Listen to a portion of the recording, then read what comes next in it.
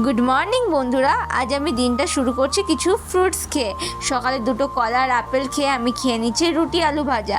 আমার ব্রেকফাস্ট করা হয়ে গেলে আমি স্নানে চলে যাই, আর স্নান করে এসে আমি এখন ছাদ যাচ্ছি, কারণ ছাদে আমি কাপড়গুলো শুকোতে দেব। না হলে যদি বৃষ্টি আসে তাহলে তো সূর্য মামা লজ্জা পেয়ে লুকিয়ে যাবে, তখন আমার কাপড়গুলো শুকোবে না। আর এখানে আমি কিছু জুতো শুকোতে দিয়েছিলাম যেগুলো আমি সকালে কেচেছি। আর ছাদের কোণে দেখছি টবে কিছু ফুল ফুটেছে, যে গাছগুলো বাবা দুদিন আগে লাগিয়েছিল। নিচে এসে দেখি বাবা কিছু সবজি নিয়ে এসেছে, যেগুলো আমি এখন গুছিয়ে নেব। এই সবজিগুলো আমার গোছানো হয়ে গেলে বাবা বাজার থেকে যে ইলিশ মাছগুলো এনেছিল সেগুলো আমি এখন কলপাট যেয়ে ধুয়ে নেব।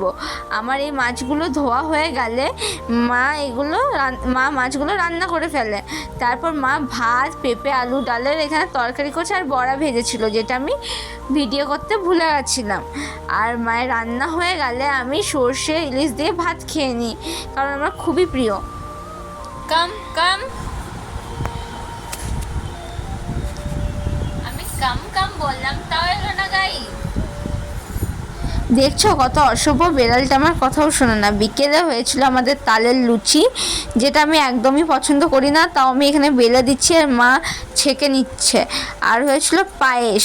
এটাই আমাদের রাতের ডিনার ছিল, যেহেতু আমি তালের লুচি খাই না, আমি মুড়ি খেয়েছিলাম। তারপর রাতে আমি একটু দোকান যাওয়ার জন্য বেরিয়েছিলাম। আজ এই পর্যন্তই, দেখা হবে নতুন একটা মিনি ব্লগের সঙ্গে। সবাই ভালো থেকো, সুস্থ থেকো, টাটা।